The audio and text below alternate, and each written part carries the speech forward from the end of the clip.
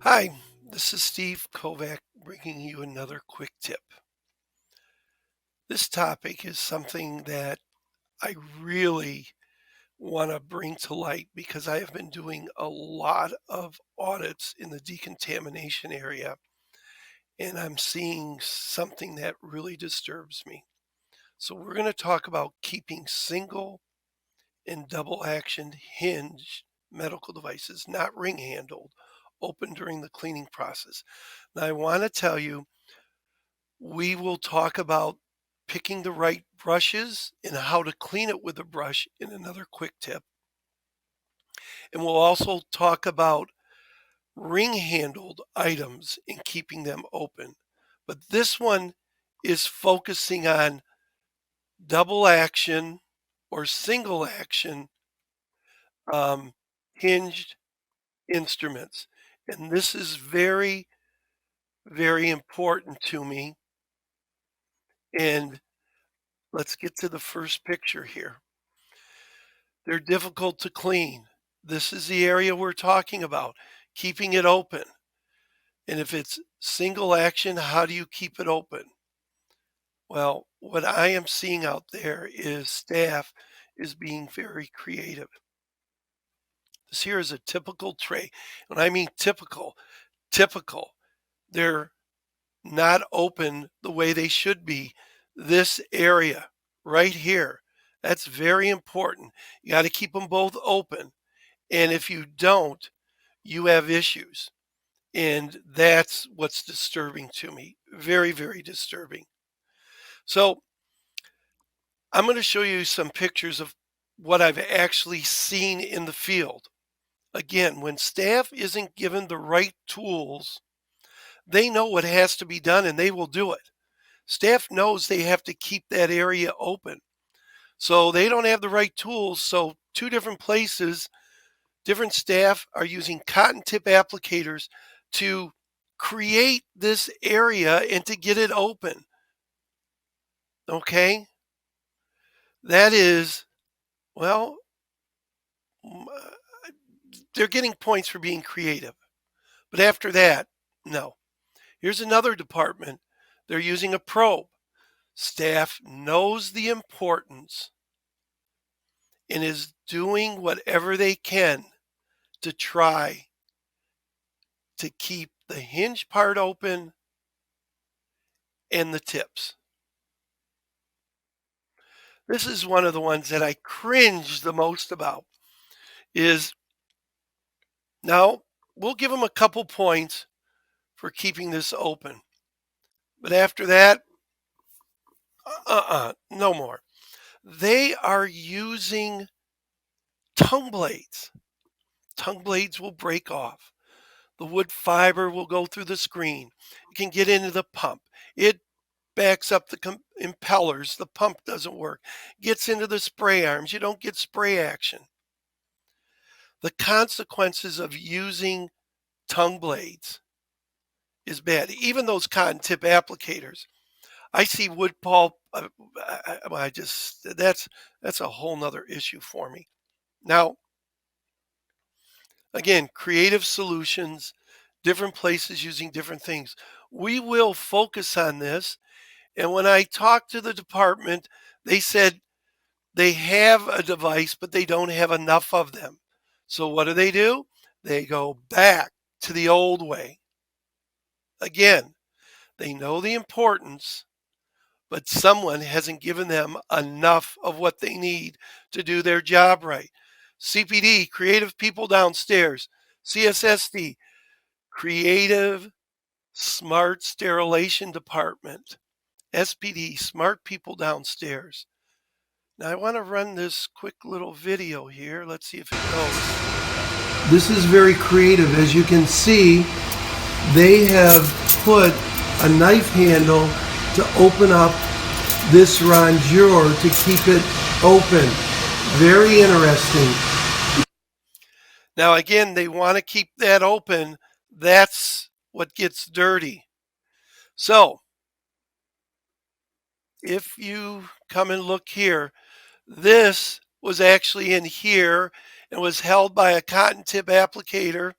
And the IFU even says keep the jaws open, clean it inside. Now, again, this has many issues. One is they didn't clean it, so they didn't know the right brush. And we're going to do that in another quick tip because I can show you the brush and how to clean these. But right now, it's about keeping them open the proper way. The proper way. Okay? Look at that gunk in there. And that's going to be caught on the clean side. And they got to re-clean, send it over. That's just disgusting. This is what we're trying to prevent, everybody. We're trying to prevent this. So what I've done, and as you know, I do work for Healthmark. We have some of the best, most sensitive protein and hemoglobin tests. I actually took a couple that were not open, they were closed, and the one that had the gunk in it, did our protein test, and guess what? Even this area had stuff in it, protein, right in here, this, because it wasn't open enough. And we're going to talk about it. And there's a way you can keep it open. But besides the gunk that's in there, you got to open it up. Open it up and use the right brush and a lot of other things.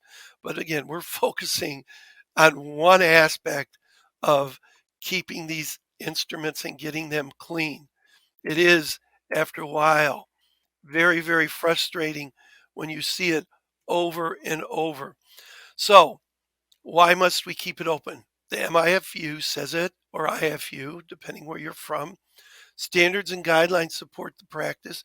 There's articles and papers. There's best practice cleaning, exposure to cleaning process. You need as much exposure as possible.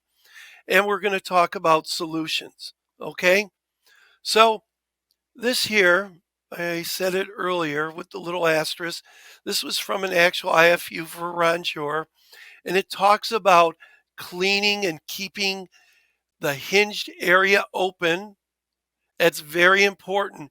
It also talks about when you place it in ultrasonic, the instruments must be the jaws in the open position. And how do you do that? That's what we're going to address here. So let's look at a couple other IFUs for us to look at here. And this is from another one. It says open to 90 degrees, keep it open, put in a wire basket, make sure it's exposed to all the cleaning solution, um, should be completely open and clean, submerged in the open position, everything that the staff knows what to do, but they're not given the right tools to do it.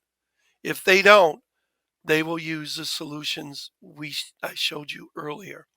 Standards and guidelines, going through those bullet points. AST, they talk about hinged instruments, instruments in the open position. AMI ST79, how you load it, keep things in the open position, items no matter what. Unbelievable. We know what to do, but staff isn't given the right tools to do it. Here's a paper that was written, quality task group number 35. This paper I use for a lot of things, but we're just focusing on jointed instruments should be in the open position. This also talks about shadowing and having other instruments open. Remember that first picture I showed you, how they just threw the instruments in there? That was totally wrong. But again, peer-reviewed article in Zen Sterile. You can check it out yourself and read it. Instruments, jointed instruments need to be in the open position. Again, not in the open position. And this one, remember, it had the little piece in it, but to prevent from having dirty instruments, you must pre-clean properly and then make sure they are in the open position for proper exposure to the cleaning process. Now we know they didn't clean it properly, and I said we'll address that in another quick tip. But again, this can be prevented. And here's a simple solution right here. There are these little clamps that go on, and you can see from the picture above. I'm going to try to do it right here. You can put it on and see it. See how it opens it up, keeps things open. You can move it at different angles depending on how much you want open. But again, it's a simple solution to keep the jaws open during the cleaning process so you can get thorough cleaning. And these are with the hinged instruments, non-springed and all that. We'll talk about those solutions in another quick tip. So again, some closing thoughts here is instruments with hinges, ratchets, single, double action hinges must be in an open position. Why? For cleaning. Now, some instruments must be disassembled per the IFU, and you do it. If it doesn't say disassemble, don't. You want maximum exposure to the cleaning process. Why? Because it is the best practice. Make your policy and procedure reflect what you do. Walk your talk. So I'm going to give you an example of some possible wording you might want to use.